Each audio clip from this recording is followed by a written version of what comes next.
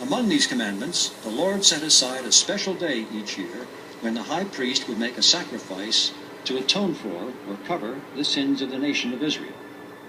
This solemn day was called the Day of Atonement. The Day of Atonement, called in Hebrew Yom HaKippur, was considered to be the most holy day of the Hebrew calendar. It was the day when atonement was made for the sins of the priests, the people, and the cleansing of the tabernacle.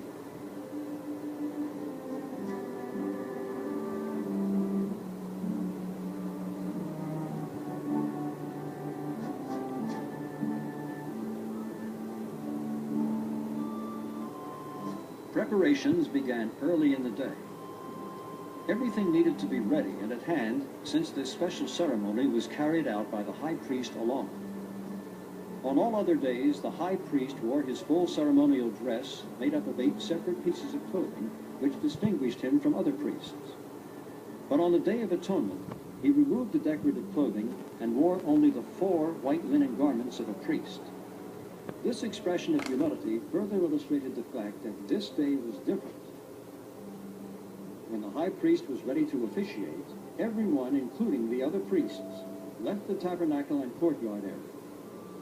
The people realized that for the whole nation of Israel to receive the benefits of the ceremony, it had to be performed through the ministry of their highest anointed individual, and him alone. Although the people were not permitted to enter the tabernacle courtyard, they gathered at the gate to catch a glimpse of what was happening. There was a certain anticipation in the air on this Day of Atonement.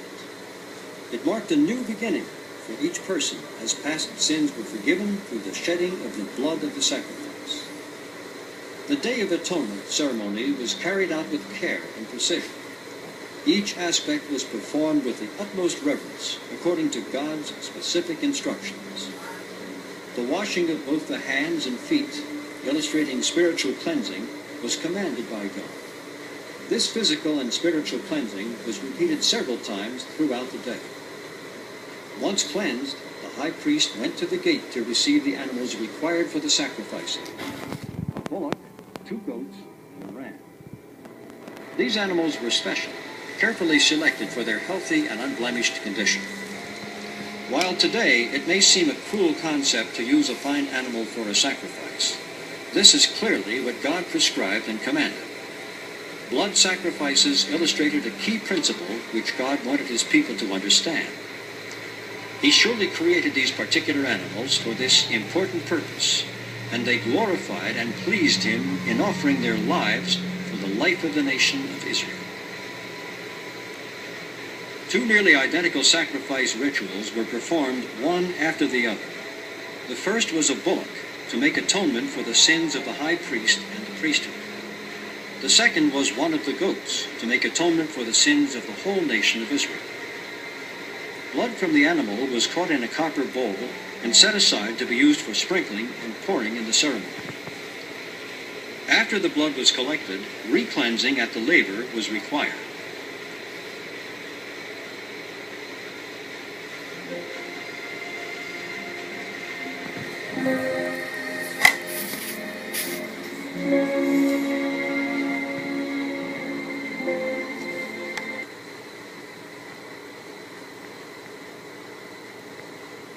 I just want to show you here. In offering their lives for the life of the nation of Israel. What he's doing is imagining that the sins are entering into the goat. Once the sins are in the goat, he kills the goat, sealing the sins in that blood. Nearly identical sacrifice rituals were performed one after the other. The first was a bullock to make atonement for the sins of the high priest and the priesthood. Now I'm going to move up a little bit. The second was one of the goats to make atonement for the sins of the whole nation of Israel. Because after he's gotten the blood, "Do not return empty, O our King, from before thy face. For thou, Lord, in mercy, hearest the prayers of thy people Israel. Blessed by the Lord who heareth prayer."